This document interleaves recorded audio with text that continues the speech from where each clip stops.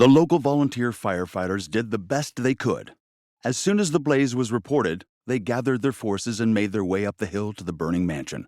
But by the time they arrived, all they could do was hose down the ashes. There was nothing left standing, except, of course, the impressive stone fireplace.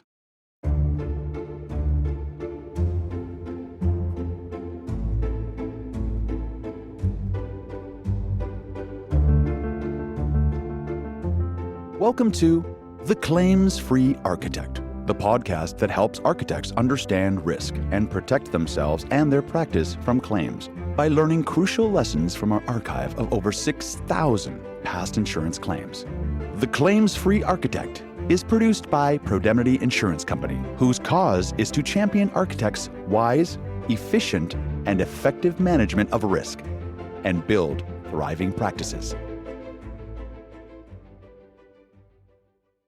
In a lavish mansion project where a tycoon client calls the shots and takes a cavalier approach to site supervision, fire reduces everything to ashes except for a lone fireplace.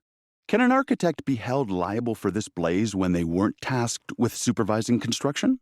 You'll discover how a single site visit can burn you, why contracts with a clear scope of work are your shield, and how unnoticed fireplace flaws can create legal nightmares.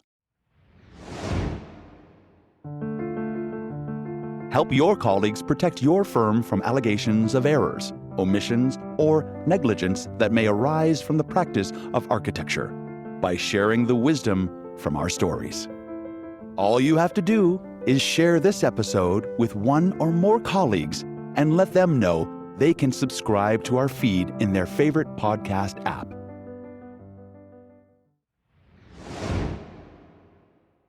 Derek Greystone was a wealthy bowling alley tycoon with 10-pin alleys and associated billiard halls located throughout the Maritimes. To reflect his importance in the community, he hired Ontario-based architect Chiara Marboli to create a Great Gatsby-styled residence overlooking Westbourne Harbour.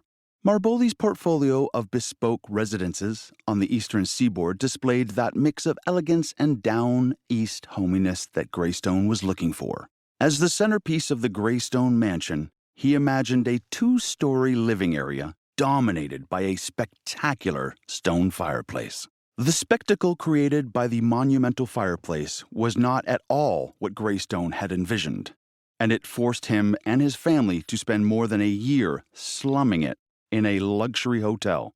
We call this story Whining at the Ritz.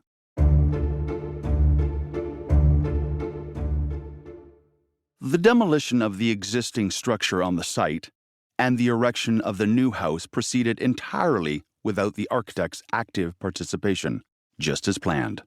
The architect Marboli and her client Greystone had mutually agreed that her on-site presence would only be required if problems arose. This seemed to make the most sense, since Greystone had previous building experience. He had personally overseen the construction of all his bowling alleys, and Marboli would have to fly in from Toronto, which would only complicate her already overloaded schedule. Fortunately, no problems arose, but the architect did manage to stop by once or twice to advise on aesthetic matters. The project was shaping up to be everything that Greystone had hoped for. He and his wife moved in even before final completion, just to get a feel for the place and to enjoy the warmth of the huge fireplace. Their warm enjoyment was short-lived. On a chilly November night, the wood-framed country mansion went up in flames. The local volunteer firefighters did what they could to gather their forces and make their way up the hill. But by the time they had arrived, all they could do was hose down the ashes and put out the small satellite fires that ringed the smoldering ruins. There was nothing left standing, except the impressive stone fireplace. The house had been insured and the homeowner's insurance had paid out, but the Greystones were also claiming another $2 million was needed to compensate them fully. Statements of claim were served on Chiara Marboli, architect, Frank Feldspar, masonry contractor, the regional municipality of Westbourne, and Rubblestone Construction Limited, the general contractor. On receipt of this claim, the Pro-Demnity team started an investigation. What had caused the fire? How much liability did the architect have, if any? And what was the basis for the $2 million claim to begin with? The fire marshal had determined that the fire originated on the ground floor, adjacent to the fireplace, and had rapidly spread to the basement. The sudden and aggressive nature of the fire had at first suggested arson, and initial press coverage had latched on to this idea with great enthusiasm. However, there was no real evidence to support this theory, and Pro-Demnity's investigation had uncovered a few explanations that were more plausible. One possible cause was fairly obvious. The fireplace had no spark screen, and yet a roaring fire had been left unattended, so sparks may have spit out. Or another potential cause was that a log may have rolled onto the wood floor and ignited the carpets and furniture. However, an examination of the construction drawings and pre-fire photographs of the interior revealed another, even more probable cause. The stone fireplace was completely unsupported. Between the hearth and the basement floor, 3 meters below it, there was only empty space. The whole structure had been sitting on a concrete pad poured onto a plank floor, which was perched on wooden joists. It wouldn't take much for the heavy stonework to stress the joists, break through the floor, and set fire to whatever it landed on, which meant that, contrary to the fire marshal's report, the fire had started in the basement and then rapidly spread to the ground floor, then to the rest of the house. It was unlikely that Marboli had omitted a proper concrete or masonry foundation for a heavy stone structure. That's Architecture 101. So clearly, significant, unfortunate changes had been made to the interior. Referring back to the architect's drawings, we found clear indication of a substantial masonry pier intended to connect the fireplace to the footings. However, this masonry support had been part of the house that had previously existed on the site, and rather than preserving it, as the drawings clearly showed, the demolition contractors had removed it, along with everything else. A serious slip that had not been noticed by the architect, who wasn't required to be on site, or Greystone himself, who hadn't paid much attention to the demolition work. "Just knock it down and cart it away," he said. It really didn't look like the architect could be blamed for any of this, but here we were once again on depressingly familiar ground, with an architect allegedly liable for something that was not included in the contractual scope of work. The amount being claimed was outrageous. It seemed that, for more than a year, while the reconstruction was going on, the Greystone family had taken up residence in a luxury hotel and had dined extravagantly, as indicated by the mountain of receipts that they had carefully saved. Then, there was the itemized list of personal possessions and clothing that had been lost in the fire. The number of Armani suits, Dior jackets, Prada shoes, and diamond trinkets that were included in the claim would have embarrassed many Hollywood celebrities. The Greystones had certainly lived well. Obviously, Derek's working-class business empire of bowling alleys and billiard parlors, with their simple fare of draft beer, hamburgers, and mini pizzas, had provided substantial revenue. An attempt to reach an agreement was unsuccessful. We and the other defendants dismissed out of hand the exorbitant, uninsured liabilities and accounts now being presented by the plaintiff. But the question of sharing liability among the defendants was unresolved, each party believing that it was more blameless than the others. The matter dragged on for 2 years. Expenses were mounting, and a trial date was looming. We suggested to try mediating a settlement. The mediation was held in the boardroom of a large Halifax law firm, dominated, at one end, by a life-sized portrait of the founding father in a high wing collar and spats, and at the other end, by a large window with a picturesque view of the old town and harbor. The mediator was a wry senior lawyer who, one imagines, had turned down offers of elevation to the judiciary. He was a partner emeritus of the firm in whose boardroom we were assembled. After the usual preamble, the plaintiff's counsel opened with a short statement of his position. The Greystones had expected peaceful enjoyment of their new home. They had lit a particularly cheery fire on a wintry night and had ended up in the cold, watching their home reduced to ashes. They had endured the life of displaced persons in a hotel room for over a year, faced with the added burden of rebuilding their house and fighting for their rights. Pro-Demnity, finding it hard to generate the expected degree of sympathy, countered that the architect's role in the construction had been limited at Greystone's request. Marboli had not been contracted or paid to review the work and had never done so.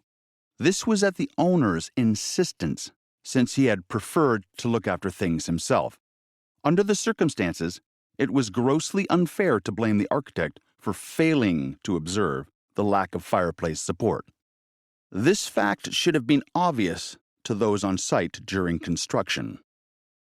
Unfortunately, Pro-Demnity and its counsel were well aware of case law in which an architect had been found liable for not observing a chimney defect while visiting a friend's residence under construction. This mattered to us because during one of her unscheduled visits to comment on aesthetic concerns, Marboli had taken photographs, standing under the unsupported fireplace. A court would likely find that she ought to have observed the obvious deviation from her design. Plaintiff's counsel then presented a second argument. Mr. Greystone's health and business interests had suffered. Despite the increasing popularity of bowling, his profit margins had flattened out due to his being distracted by the current nightmare. His prized possessions had all gone up in smoke, and his quality of life was shattered. Compensation demands had now been increased to include psychological suffering, business opportunity losses, and various other damages. If the matter proceeded beyond mediation, $3 million wouldn't come close to the final award.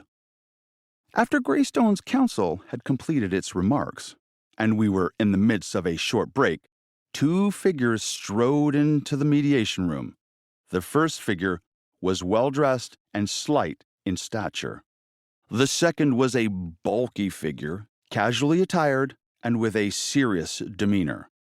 The claims specialist, never having met Greystone, assumed that the first figure was Greystone himself, and this second was a bodyguard, such as those who accompany famous celebrities who feel the need to keep their fans at bay.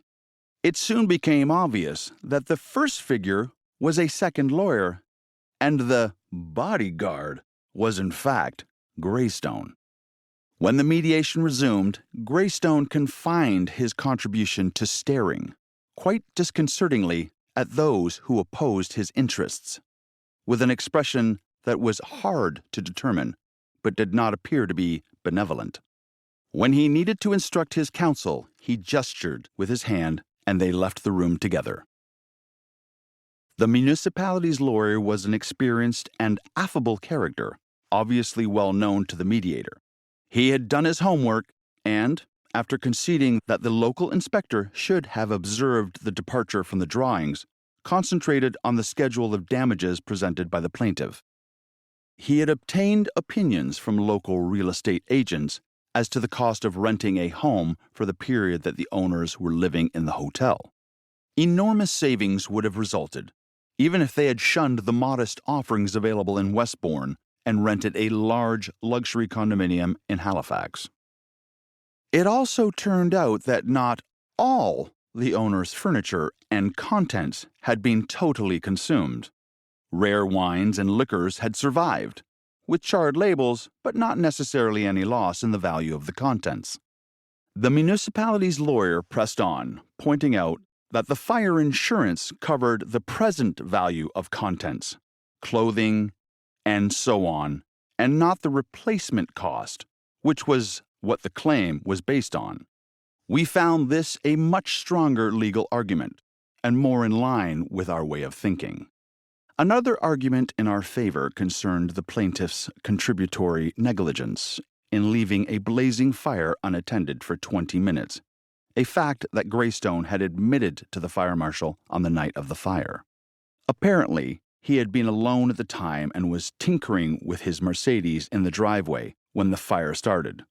He had the presence of mind to drive the car away from the blaze as soon as he noticed the pillar of fire.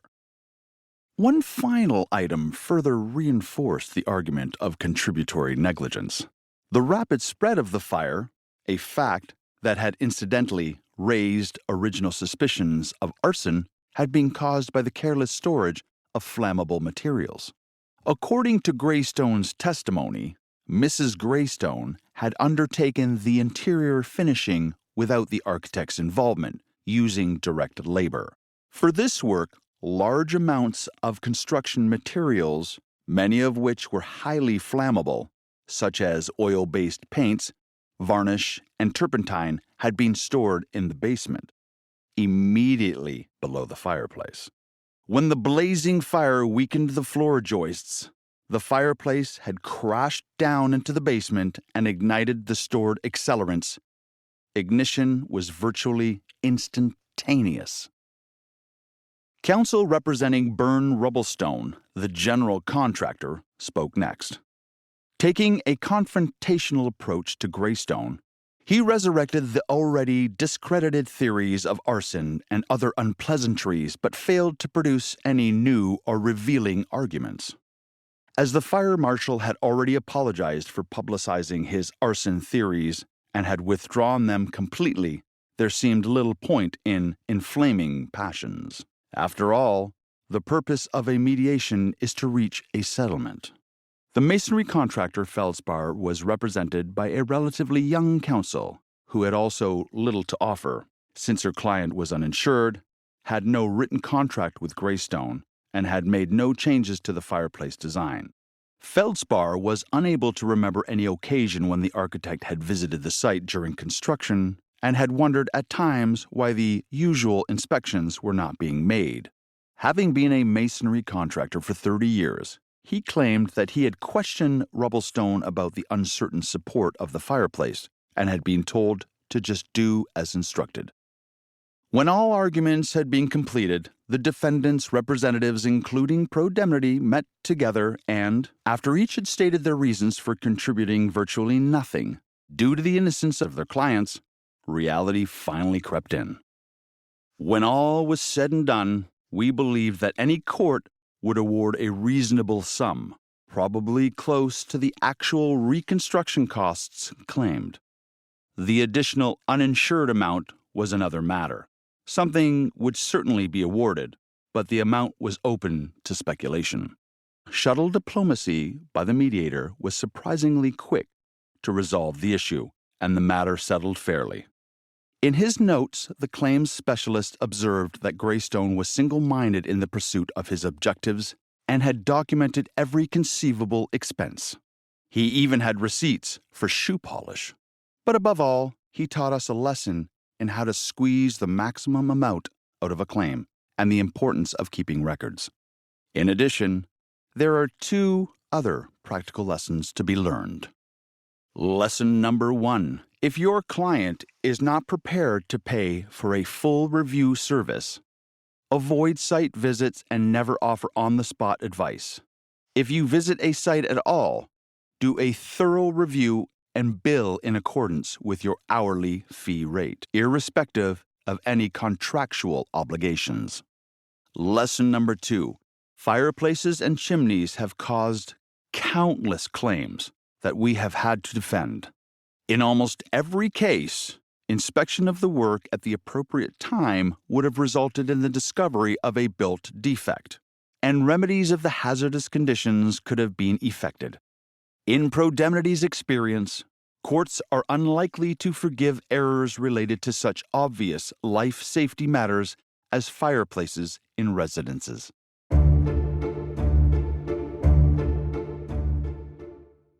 Thank you for listening to this edition of The Claims-Free Architect. We hope it was instructive and entertaining, and that it might help you be proactive in managing liability risks in your architectural practice. In this episode, we've learned the following. Architects can be held liable for defects seen during site visits, even without supervision duties. Clear contracts, which articulate scope of work and indicate the architect's limited liability, are always necessary. Fireplace inspections are critical to prevent fires. Remember that every jurisdiction and every case is different. Always refer the laws and regulations governing your local jurisdiction and consult legal, architectural, and insurance professionals about the unique circumstances of your own case. For more architectural risk awareness tips and new podcast announcements, sign up for our newsletter at Pro-Demnity.com. If you liked this story, follow the Claims-Free Architect in your favorite podcast app. The original Pro-Demnity stories were written by David Croft and have been adapted for audio by Gordon Grice. The stories are performed by Liam Gadsby and produced by Revelator Studio, Toronto. The publisher and executive producer of the written stories and audio episodes is Pro-Demnity Insurance Company, Toronto. For more information, including the full legal disclaimer, visit Pro-Demnity.com.